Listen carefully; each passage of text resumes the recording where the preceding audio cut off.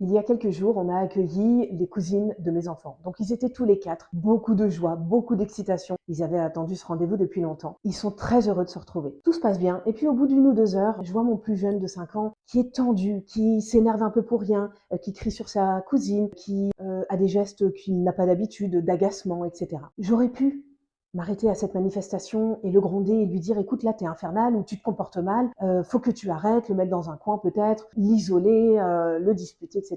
Mais en fait je me suis dit ok ça c'est pas habituel chez lui donc je vais aller chercher la cause, on va aller chercher la source de son agacement. Et du coup je me suis posée dans sa chambre avec lui. Alors au début il était très haut encore en tension et puis au bout de quelques minutes il a fini par s'apaiser, descendre, s'adoucir et il m'a dit finalement.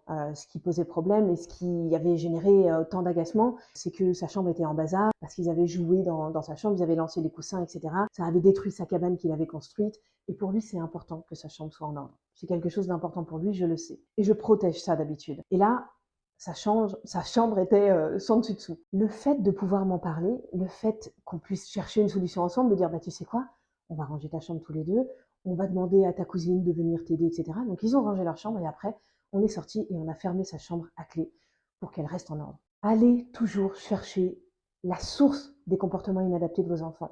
J'aurais pu m'arrêter à la manifestation là de l'agacement et lui dire qu'il était infernal et puis le gronder pour ça. Non, il y a toujours quelque chose caché. Allez chercher ce qu'il y a derrière. Parce que ça permet déjà de montrer à notre enfant qu'on le comprend, qu'il peut aussi parfois s'emporter et que c'est réparable, et aussi de chercher des solutions. Si cette vidéo vous a aidé, pensez à la partager.